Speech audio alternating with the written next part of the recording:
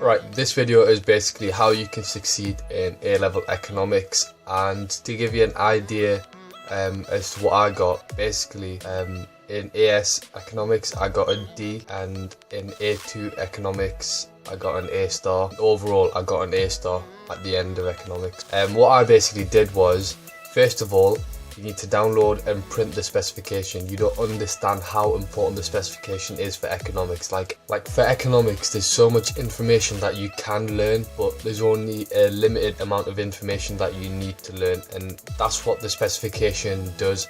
It sort of tells you, look, you only need to know this much information, so only learn this much information. And that's what helped me in economics, the specification. Download it and print it off and use it as a revision checklist.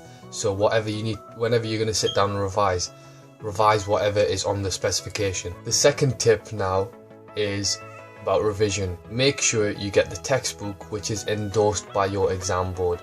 So for my exam board, which was OCR, it was the Heinemann textbook which was endorsed by OCR, and Colin Bamford was the guy who wrote our textbook, and apparently some posh kid told me that Colin Bamford actually writes the exam, so obviously it makes sense to use a the textbook that he writes. It's like, it cost about 40 quid for the textbook, so I couldn't be bothered to buy it personally.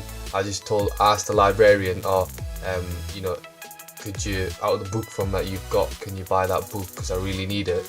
And he said, yeah, no worries, of course, if you need it then I can put a request in for it. And he bought the book, and I borrowed the book out of the library, because truth is I'm only going to use it for a year. So make sure you use the specification and the textbook which is endorsed by your exam board to do your revision. The third thing is past papers. For economics you need to learn a pattern in the questions. So for example, for discuss questions you need to know how many evaluative points you need to put in. For explain questions you need to know whether or not you need to evaluate.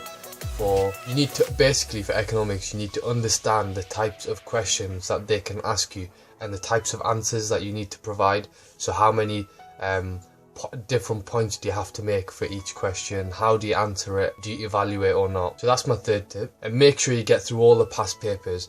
Don't miss any past papers out, and if you want you can start doing some of the past papers again, but you don't really have to. You can, however, go back to the previous specifications, so say 2002 to 2007, and do those past papers as well. And my final tip is basically to write down all the questions that you got wrong and write down the answer as well, because that way you sort of learn the answer for it in case it does come up again. And not only that, but it helps you to see a pattern in some of the exam questions that they ask.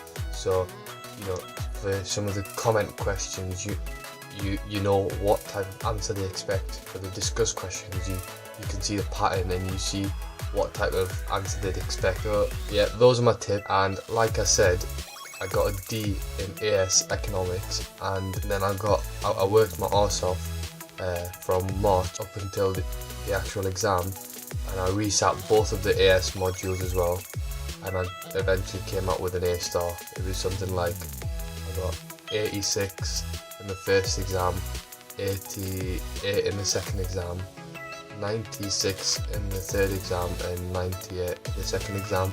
So yeah, if you do follow these tips, I promise you will get the best mark possible.